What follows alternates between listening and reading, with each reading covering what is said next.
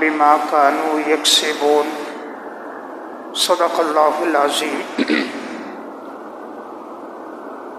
دنیا میں ہر انسان کی یہ خواہش ہوتی ہے کہ لوگ مجھ سے محبت کریں، مجھ سے تعلق رکھیں اور میری گفتگو سے کسی کو تکلیف نہ پہنچے، اور اللہ اسے معاشرے میں محبوبیت اور مقبولیت عطا فرمائیں۔ تو ایسے چند صفات ہیں کہ اگر ہم اس کو اختیار کریں گے تو امید ہے کہ انشاءاللہ اللہ تعالی ہمیں معاشرے میں ہر ایک کا گرویدہ بھی بنائے گا، لوگوں کو ہم سے تکلیف بھی نہیں پہنچے گی، اور عوام اور خواص کی نظر میں ہماری محبت میں اضافہ بھی ہوگا، اور سب سے بڑھ کر اللہ اور اس کا رسول بھی ہم سے راضی ہوگا۔ یہ چند ایسے پوائنٹ ہیں، اگر ان کی رعایت رکھی گئی تو انشاءاللہ ہماری معاشرتی زندگی، اخلاقی زندگی خوشگوار ہوگی۔ سب سے پہلی بات ہے بحث مباحثے سے گریز کرے، بحث مباحثے اور تکرار سے گریز کرے۔ عموماً دیکھنے میں یہ آتا ہے کہ ساتھی جو آپس میں الجھ جاتے ہیں، اس سے آپس میں نفرتیں پیدا ہوتی ہیں۔ اگر انسان اپنی زندگی کا ایک اصول بنائے کہ بلا وجہ کسی سے تکرار نہ کرے، مباحثہ نہ کرے، بات کو طول نہ دے، بحث نہ کرے، تو دوسروں کے دل میں محبت ہوتی ہے۔ لیکن جب کوئی شخص ایک بات کرے، ہم جواب میں اسے 3-4 کہیں اور بات بات پر الجھنا شروع کر دیں، تو اس سے دیکھنے میں آتا ہے کہ آپس میں نفرت بڑھ جاتی ہے۔ اس لیے بہتر ہے کہ اگر انسان چاہے کہ دوسروں کے ساتھ اس کا حسن سلوک ہو تو اسے چاہیے وہ بحث مباحثے سے، آپس میں تکرار سے گریز کرے۔ نمبر 2، دوسروں کے نقطہ نظر کا احترام کریں، دوسروں کے نقطہ نظر کا احترام کریں۔ یعنی اگر کوئی آپ سے اختلاف رائے رکھتا ہے، آپ نے کہیں مشورہ دیا، اس کی رائے الگ تھی، آپ کی رائے الگ تھی، تو ان کے نقطہ نظر کا احترام کرنا چاہیے، الجھنا نہیں چاہیے۔ اگر ان کی کوئی رائے ہے تو اس کے پیچھے ان کے پاس کوئی دلیل ہوگی، کوئی ثبوت ہوگا، کوئی مشاہدہ یا تجربہ ہوگا، اس بنیاد پر انہوں نے وہ بات کی ہوگی۔ ہم جب چاہتے ہیں کہ سب ہمارے مشورے پر آ جائیں، ہماری رائے کو سب اختیار کریں، ہمارے مشورے پر سب عمل کریں، تو اس سے عموماً الجھاؤ پیدا ہوتا ہے۔ ہم یہ چاہیں کہ الجھاؤ اور تکرار ختم ہو، آپس میں نزاع نہ ہو، محبت ہو، ہر شخص ہم سے اچھا سلوک کرے اور دل میں محبت رکھے۔ تو دوسری اہم بات یہ ہے کہ جس آدمی کا جو نقطہ نظر ہو دنیاوی معاملات کے اندر، کاروبار کے اندر، اگر وہ شرع سے متصادم نہیں ہے، وہ کوئی رائے رکھتا ہے تو ہمیں اس سے الجھنا نہیں چاہیے، اس کی رائے کا احترام کرنا چاہیے، اور اگر ہم اس سے اختلاف کریں تو نرمی کے ساتھ دلیل کی روشنی میں کریں۔ نمبر 3، اپنی غلطی کو تسلیم کریں، اپنی غلطی کو تسلیم کریں۔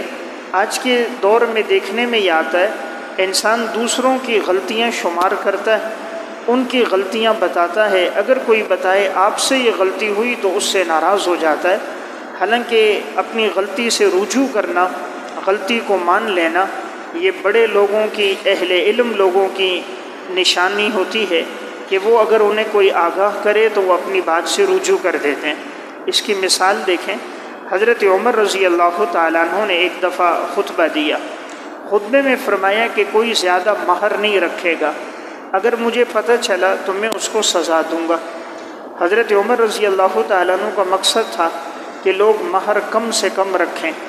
جیسے ہی خطبہ دے کے آپ نیچے اترے، گزر رہے تھے، راستے میں خاتون ملی، حضرت عمر رضی اللہ تعالیٰ عنہ سے فرمایا آپ نے جو کہا ہے کہ زیادہ مہر نہ رکھو، میں سزا دوں گا، حالانکہ قرآن میں تو اشارہ ہے وَآتَيْتُمْ إِحْدَاهُنَّ قِنْطَارًا فَلَا تَأْخُذُوا مِنْهُ شَيْئًا۔ اگر تم میں سے کوئی آدمی دوسرے کو قنطار دے، یعنی ڈھیر سارا سونا دے، دراہم دے، چاندی دے، تب بھی وہ اس سے مت واپس لے۔ یعنی اس سے معلوم ہوتا ہے لفظ قنطار سے کہ انسان مہر زیادہ رکھ سکتا ہے۔ مہر اگر کوئی زیادہ رکھنا چاہے تو شریعت میں منع نہیں ہے، بہتر ہے مناسب مہر ہو، مہر فاطمی ہو، لیکن اگر کسی نے بڑھا دیا تو وہ ناجائز نہیں ہے۔ قرآن کے لفظ قنطار سے پتہ چلا زیادہ مہر رکھنا بھی جائز ہے۔ حضرت عمر رضی اللہ تعالیٰ عنہ نے بات سنی، واپس آئے، فرمایا میں اپنی بات سے رجوع کرتا ہوں، اگر کوئی زیادہ مہر رکھنا چاہے تو وہ زیادہ بھی رکھ سکتا ہے۔ تو دیکھیں غلطی سے رجوع کرنے سے عزت کم نہیں ہوتی، انسان کی اور عزت بڑھ جاتی ہے۔ اس لیے ائمہ فقہا میں یہ بات تھی کہ اگر وہ لوگ دیکھتے کسی مسئلے میں دلیل سامنے آتی تو اپنے سابقہ موقف سے رجوع کر لیتے۔ امام ابو حنیفہ رحمہ اللہ کئی مسائل میں انہوں نے اپنے شاگردوں کے قول کی طرف رجوع کیا، کئی مسائل میں انہوں نے امام ابو یوسف، امام محمد کے قول کو اختیار کیا۔ نمبر 4، گفتگو دوستانہ انداز میں کریں۔ ہم چاہیں کہ ساتھیوں میں ہماری محبت ہو، ساتھیوں سے اچھا تعلق ہو، تو گفتگو ہماری دوستانہ انداز میں ہو، یعنی لڑتے جھگڑتے ہوئے گفتگو نہ ہو، تکرار کی صورت میں نہ ہو، لہجے میں سختی کے ساتھ گفتگو نہ ہو، جیسے کہ آپس میں انسان اپنے قلبی دوست سے بات کرتا ہے، گفتگو کے دوران اسی طرح کا تعلق ہو۔ نمبر 5، متفقہ باتوں پر گفتگو کریں۔ جن باتوں پہ جانبین کا اتفاق ہے ان باتوں کو موضوع بحث بنائیں۔ اگر آپ اختلافی موضوعوں کو چھیڑیں گے تو آپس میں تکرار ہوگا، ناچاکی ہوگی، نتیجہ نکلے گا اختلاف کی صورت میں ایک دوسرے سے قطع تعلقی۔ اس لیے بہتر ہے جو باتیں متفقہ ہو، دونوں کا اتفاق ہو، ایسی باتوں کو ساتھ لے کر چلیں، ان باتوں میں محبت بھی بڑھے گی، گفتگو میں طول بھی ہوگا، ایک دوسرے سے تعلق بھی نصیب ہوگا۔ نمبر 6، دوسروں کو زیادہ بات کرنے کا موقع دیں۔ دوسروں کو زیادہ بات کرنے کا موقع دیں۔ جتنا آدمی دوسرے کی گفتگو زیادہ سنتا ہے اس کے دل میں اس کی محبت بیٹھ جاتی ہے۔ ہمارے ہاں یہ ہوتا ہے ہر آدمی اپنی گفتگو کرتا ہے، کوئی آدمی دوسرے کی بات سننے کے لیے تیار نہیں ہے۔ اگر 5-6 ساتھی کھڑے ہیں تو ان میں سے 3-4 باتیں کر رہے ہیں، ادھر سے بھی ایک بول رہا ہے، ادھر سے بھی بول رہا ہے، تیسرا بھی بول رہا ہے، سنتا کوئی نہیں ہے۔ تو جب آدمی دوسرے کی گفتگو سنتا ہے تو دوسرے کے دل میں اس کی محبت پیدا ہو جاتی ہے۔ اللہ تعالیٰ نے انسان کو کان 2 دیے ہیں، زبان 1 دی ہے، یہ اشارہ تھا گفتگو زیادہ سنو، بولو کم۔ جتنا آدمی بولتا زیادہ ہے اتنی غلطیاں زیادہ کرتا ہے، جتنا زیادہ سنتا ہے اتنے تجربات زیادہ حاصل ہوتے ہیں، اتنا غلطیوں سے محفوظ ہوتا ہے اور اتنا اس کی بات میں وزن پیدا ہوتا ہے۔ اور جب انسان کی عقل کامل ہو جاتی ہے تو اس کی گفتگو کم ہو جاتی ہے، اور جس کی گفتگو زیادہ ہوتی ہے اس کی عقل ناقص ہوتی ہے۔ حضرت سلیمان علیہ السلام فرماتے تھے اگر گفتگو کرنا چاندی ہے تو خاموش رہنا سونا ہے، اور سونا چاندی سے بہتر ہے۔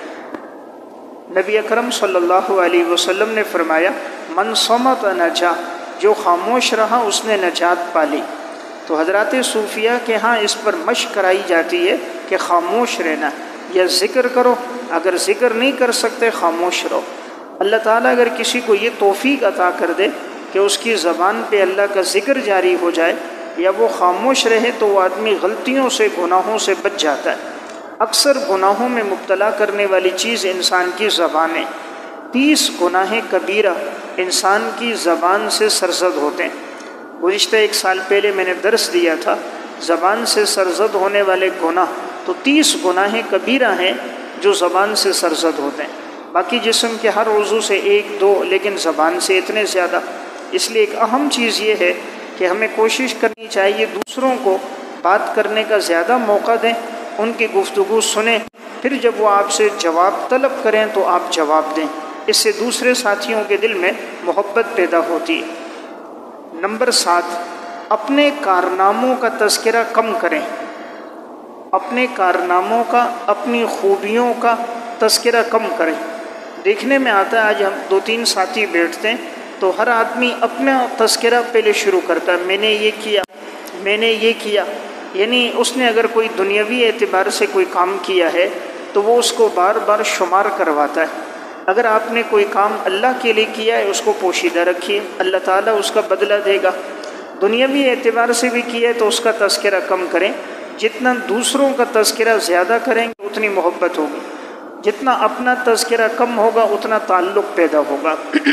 تو اس لیے گفتگو میں اپنا تذکرہ کم سے کم ہو اور دوسرے ساتھی کو موقع دیا جائے، ہاں بات کا موقع ہو تو اس میں دلائل میں قرآن و سنت، صحابہ کے آثار، اقوال بیان کیے جائیں۔ نمبر 8، دوسرے لوگوں میں دلچسپی لیں۔ ہم چاہیں کہ لوگ ہمارے گرویدہ ہوں، ہماری بات سنیں، ہم دوسرے لوگوں میں دلچسپی لیں۔ اس کا مطلب جو ساتھی آپ سے کوئی بات کرنا چاہ رہے ہیں آپ اس کو توجہ دیں۔ کوئی آتا ہے مسئلہ پوچھنے کے لیے، کوئی آتا ہے مشورہ کرنے کے لیے، کوئی آتا ہے خواب کی تعبیر پوچھنے کے لیے، کوئی دنیاوی معاملات میں آپ سے پڑھنے سیکھنے کے لیے، رائے طلب کرنے کے لیے آتا ہے۔ اب آدمی اگر خود غرض ہو کہ یار مجھے تو اس سے نفع ہی کوئی نہیں، تو میں کیوں 15-20 منٹ اپنے وہ کروں، تو اکثر ایسا دیکھنے میں آتا ہے کہ ہمارے ہاں اغراض ہوتی ہیں۔ اگر اپنا فائدہ ہے تو ٹھیک، اگر اپنا نفع نہیں ہے تو ہم اس کو واپس کر دیتے ہیں، دلچسپی نہیں لیتے۔ حالانکہ ہونا یہ چاہیے، اگر کوئی آپ سے کسی چیز میں مشورہ طلب کرے آپ کو اس میں دلچسپی لینی چاہیے، اور جو بات دیانتداری کے ساتھ ہو وہ بتانی چاہیے، وہ مشورہ دینا چاہیے کہ جو ٹھیک ہو۔ جیسا انسان اپنے لیے، اپنی اولاد کے لیے سوچ رہا ہوتا ہے، اسی طرح وہ دوسرے مسلمانوں کے لیے بھی اسی طرح سوچے۔ نمبر 9، لوگوں کی باتیں توجہ سے سنیں۔ ہم چاہیں کہ ہم سے ساتھی محبت کرے، ہم دوسروں کی بات توجہ سے سنیں۔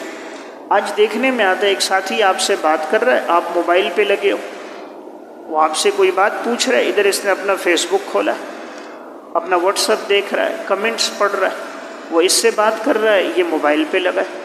تو دوسرے کو تکلیف ہوتی ہے کہ میں ان کے پاس آیا کسی بات کے سلسلے میں اور انہوں نے میری بات کی طرف توجہ ہی نہیں دی، تو ماضی کا جو تعلق ہوتا ہے وہ ایک دم یکسر ختم ہو جاتا ہے۔ تو ہم اگر چاہیں ساتھی کے دل میں ہماری محبت بھی رہے، تعلق میں نباہ بھی پیدا ہو اور اس میں استمرار اور دوام بھی ہو، تو ہمیں چاہیے اگر کوئی ہم سے بات کرے تو ہم اس کو توجہ سے سنیں۔ توجہ سے سننے سے صرف اتنے بات سننا یہی دوسرے کے دل میں محبت کا ذریعہ بن جاتا ہے۔ اس لیے ہمیں اس پہ نہیں دیکھنا چاہیے، لوگوں کو پرکھنا اس کی دولت پر نہیں چاہیے، لوگوں کو پرکھنا اس کی گاڑی، بینک بیلنس، بنگلے، سرکاری نوکری پر نہیں، لوگوں کو اس کے اخلاص، آپ کے ساتھ قلبی تعلق، محبت پہ پرکھنا چاہیے۔ اگر کوئی اس لیے آ رہا ہے تو اس کی گفتگو کو توجہ سے سنا جائے۔ آپ صلی اللہ علیہ وسلم کی بھی عادت مبارکہ تھی، آپ سے جب کوئی بات کرتا آپ اس کی طرف بھرپور توجہ کرتے، جب تک وہ خود اپنا رخ نہ پھیرتا آپ صلی اللہ علیہ وسلم بھی اس سے اپنا رخ نہ پھیرتے تھے، اور جب کوئی بات کرتا آپ پورے اس کی طرف متوجہ ہو کر بات سنتے تھے۔ نمبر 10، دوسروں کے خیالات اور خواہشات کے متعلق اپنا رویہ ہمدردانہ رکھیں۔ دوسروں کی کوئی خواہشات ہیں، ان کے نظریات ہیں، اس کے متعلق ہمارے رویے میں ہمدردی ہو، محبت ہو۔ دیکھنے میں آتا ہے بعض ساتھیوں کی اگر ایک رائے ہے، ایک مشورہ ہے، ہم اس کے اوپر سختی کرتے ہیں، اس سے آپس میں نفرت ہوتی ہے، گھروں میں جھگڑے ہوتے ہیں اور یہ جھگڑے طول پکڑتے ہیں۔ اگر اس میں ہمارا رویہ ہمدردی والا ہو، محبت والا ہو، نرمی والا ہو تو فائدہ ہوتا ہے۔ اللہ تعالیٰ نے موسیٰ علیہ السلام، ہارون علیہ السلام کو فرعون کی طرف بھیجا اور ان دونوں انبیاء علیہ السلام سے فرمایا جب تم دونوں جا کر بات کہو گے تو بات نرمی سے کرو گے۔ ممکن ہے کہ فرعون تمہاری بات سے نصیحت حاصل کرے یا اللہ کے خوف سے ڈر جائے۔ حالانکہ اس دور میں فرعون سے بڑا کافر کوئی نہیں، موسیٰ علیہ السلام، ہارون علیہ السلام سے بڑا مصلح اور بڑے مقام اور درجے والا کوئی نہیں، لیکن قرآن نے کہا بات نرمی سے کرنی ہے۔ قرآن کریم کے حروف میں جو درمیانہ حرف ہے وہ ہے وَلْيَتَلَطَّفْ، اس کا معنی نرمی کیجئے، یعنی قرآن کا سب سے متوسط لفظ ہمیں جو دکھا رہا ہے وہ نرمی دکھا رہا ہے، تو گویا نرمی سے فائدہ زیادہ ہوتا ہے، سختی سے عموماً نقصان ہوتا ہے۔ اس لیے رسول اللہ صلی اللہ علیہ وسلم نے فرمایا ان اللہ رفیق یحب الرفق ویعطی علی الرفق ما لا یعطی علی العنف، اللہ نرم مزاج ہے، نرمی کو پسند کرتا ہے، نرمی پہ اللہ وہ دیتا ہے جو اللہ سختی پہ نہیں دیتا۔